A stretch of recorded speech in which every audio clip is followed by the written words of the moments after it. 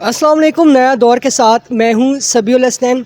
नाज़रीन, आज chief justice काजी फ़ैसल की सरबराही में लार्जर बेंच ने वफाकी हुकूमत की जानिब से दायर इंट्रा कोर्ट अपील्स पर समाअत की। नैब तरामीम में जो फ़ैसला आया था उसके ख़िलाफ़ इंट्रा कोर्ट अपील दायर की थी और समाअत के आगाज़ में ही जस्टिस अतर मिनल्ला और चीफ़ जस्टिस काजी फ़ैसल की राय में इख्तिलाफ़ देखने में आया।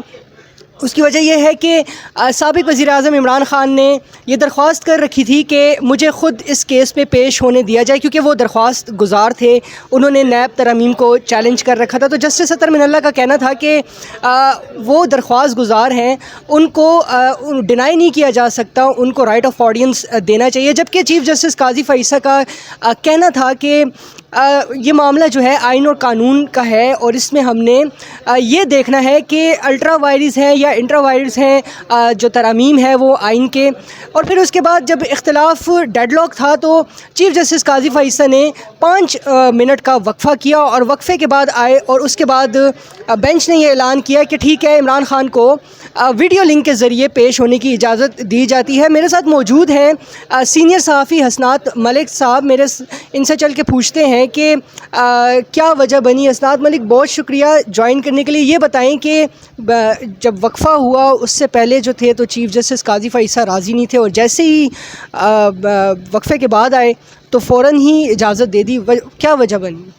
बहुत शुक्रिया सभी। देखें, मेरा ख़्याल है कि उनको कन्विंस किया गया और अच्छी बात है कि चीफ़ जस्टिस काजी फ़ैसल जो हैं वो उन्होंने जो जजेस हैं उनकी बात सुनी। बज़ाहिर ये लग रहा था कि डिफरेंस ऑफ ओपिनियन था आज और 2 हिस्सों में तकसीम थी सुप्रीम कोर्ट, लेकिन बेंच। लेकिन यही है कि क्योंकि इससे पहले इस्लामाबाद हाई कोर्ट में भी जो है वो कुछ प्रेसिडेंट को, मेरा ख्याल है उनको सुना गया, इस तरह की है प्रेसिडेंट। तो ये था। फिर ये हुआ कि ऑप्टिक्स बड़े मैटर करते हैं और ऑप्टिक्स ये हैं कि जस्टिस काजी फ़ैसल ने उनको अलाउ किया है इस केस में, जो एक बात है। और जो क्योंकि ये जो केसेस होते हैं पॉलिटिकल नेचर के, ये सिर्फ लीगल जो है वो और टेक्निकलिटीज़ नहीं होती, इनमें और चीज़ें भी देखनी होती हैं। क्योंकि ये मुल्क जो है इसमें जो है वो आपको पता है कि जो पावर का स्ट्रक्चर है वो इस तरह का है कि अदालतों को कई दफ़ा कुछ चीज़ें आउट ऑफ द वे करनी पड़ती हैं। तो यही इक़दाम किया गया है। मेरा ख्याल है कि वो सिर्फ यही कि जस्टिस काजी फ़ैसल जो हैं वो उन्होंने बज़ाहिर ये है कि वो नहीं चाह रहे हैं कि वो चाह रहे हैं कि सुप्रीम कोर्ट को इकट्ठा सारे जजेस को ला के चलें।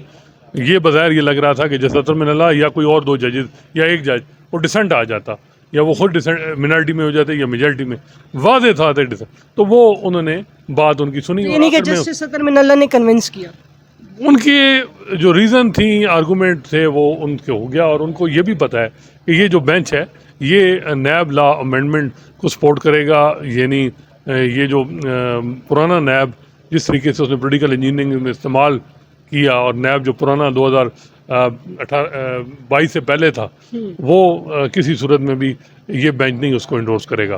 तो ये सबको पता है, काई साहब को भी, कि अतर मिनल्ला भी पॉलिटिकल इंजीनियरिंग के हवाले से कह रहे हैं कि नैब को इस्तेमाल होते रहे। तो ये एक व्यू था। जस्टिस भी परफॉर्मेंस पे नैब की पे सवाल उठाते रहे अपने। जी, वो भी करते रहे। जैसे जमाल का भी कह रहे हैं कि कुछ है आर्डर। तो ये था कि जी जब इस तरह की ओपिनियन आ जाती तो फिर बड़ा मुश्किल था। इस वजह से मेरा ख्याल है कि उनको ये था कि जब फैसला इमरान खान के हक़ में चांसेस नहीं है, लेकिन दूसरी बात यह है कि क्या इमरान खान खुद क्या चाह रहे हैं अब, क्योंकि अब वो खुद बज़ाहिर ये लग रहा है कि वो इस कानून के विक्टिम है। लेकिन ये मामला तो प्योरली आइनी और कानूनी है। चीफ जस्टिस से भी कहा तो इस तरह तो फिर कल को हर मुल्ज़िम जो है तो ये दरख्वास्त करेगा कि मुझे सुना। देखें, बात यह है कि ये एक फ़ैसला उनके हक़ में आया इमरान खान के। अब ये जजमेंट चैलेंज है, मेजॉरिटी यानी अपील स्टेज पे है।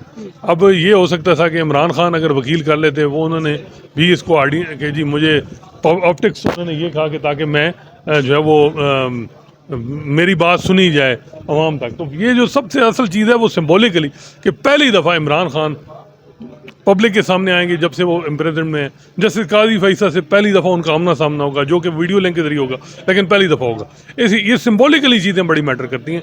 और वो लोग जो जैसे थे कि इमरान खान की आवाज़ या उनकी तस्वीर किसी के 10-12 महीने में किसी के सामने ना आए, अब उनके लिए है कि वो ये रिलीफ है तहरीक इंसाफ के लिए? मेरा ख्याल है कि बहुत बड़ा रिलीफ ये है कि वो तो इमरान खान को मुर्शिद समझते हैं कि जो उनके वोटर सपोर्टर है, तो मुर्शिद का दीदार जो है वो आपको पता है वो तो ईद होती है, तो वो मेरा ख्याल है कि वो यही होगा कि उनका दीदार में भी वीडियो जो है वो लाइव स्ट्रीमिंग होगी, में भी इमरान खान को पूरी दुनिया देखे वो लाइव।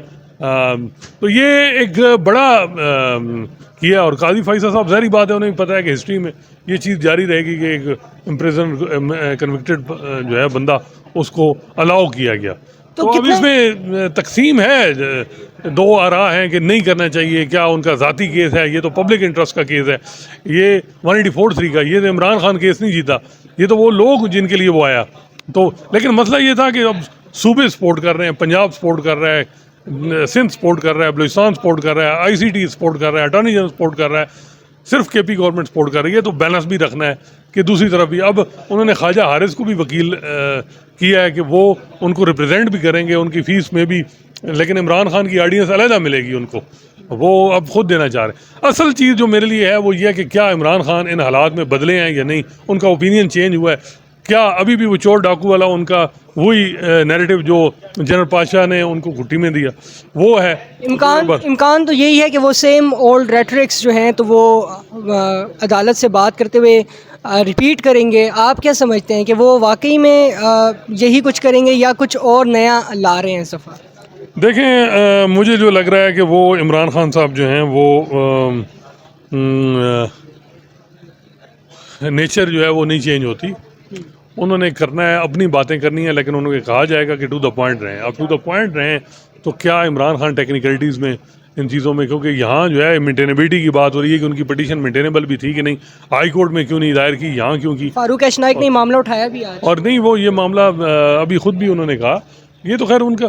अब ये है कि इमरान खान साहब की क्या वो समझते हैं कि जो नैब माजी में रहा है या जो उनके दौर में जवेद इकबाल साहब करते रहे, और जवेद इकबाल जो सर से पाँव तक जिस तरीके से उनको जी वो सारी चीज़ें जिसकी वजह से वो ये, अब यह है कि क्या वो इस तरह की उनके दौर में, देखें अगर वो इस तरह होंगे तो जज उनसे पूछेंगे क्या आपके दौर में पोलिटिकल प्रिजन नहीं रहे।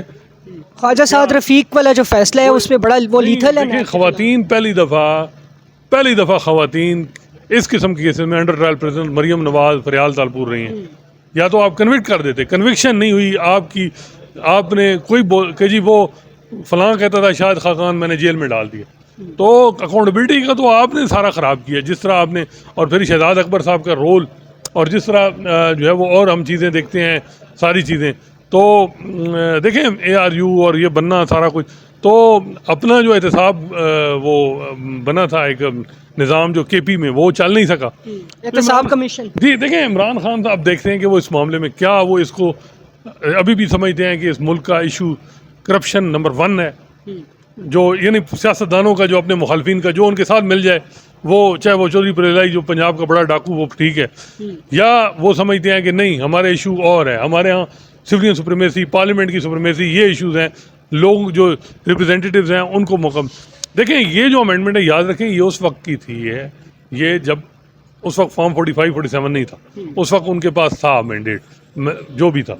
इमरान खान साहब पार्लियामेंट से छोड़ के आ गए, उन्होंने वहाँ क्यों नहीं, ये भी पूछेंगे लोग, जजेस पूछेंगे कि आपने पार्लियामेंट में रेजिस्टेंस क्यों की, आप वहाँ इस्तीफे दे के, ये कोई तरीका नहीं है। पहले मरहले में जस्टिस मंसूर अली शाह का ये सवाल रहा था। वैसे देखें बात ये है कि अगर इमरान खान साहब ने कुछ बात की ना, जजेस कोई मूड में उनको स्पेयर नहीं करेंगे, मैं आपको बता दूं। अतर मिनल्ला भी, जस्टिस अतर मिनल्ला वो ज़्यादा सख्त जाएंगे, अतर मिनल्ला साहब, जो मेरी असेसमेंट है, वो उनके आइडियाज़ बड़े क्लियर हैं पार्लियामेंट की सुप्रीमेसी, नैब लॉ के हवाले से, और वो नैब लॉ को पोलिटिकल इंजीनियरिंग के कहते हैं कि टूल इस्तेमाल हुआ है एस्टेब्लिशमेंट की तरफ से माजी में। और देखिएगा वो अगर इमरान खान साहब ने कोई ऐसी बातें की तो आगे से ये बात की जाएगी। देखें अब यही चीज़ है कि इमरान खान बात क्या करते हैं, असल बात ये है जो मेरा ख्याल है ये बड़ी सस्पेंस होगा। अच्छा, आपके ख्याल में कितने चांसेस है कि वफाकी हुकूमत दरख्वास्त दायर करे कि इस केस की लाइफ प्रोसीडिंग नहीं होनी चाहिए? देखें ये जो लोग मैटर करते हैं वो इसमें अब क्या फ़ैसला करते हैं, ये असल चीज़ है। मेरा ख्याल है कि इसमें वेट किया जाएगा कि वो क्या इस बात में, जो हमारे मुक़्तदर हल्के हैं, एस्टेब्लिशमेंट है, वो क्या एडवाइस करती है, अपीयरेंस कितनी।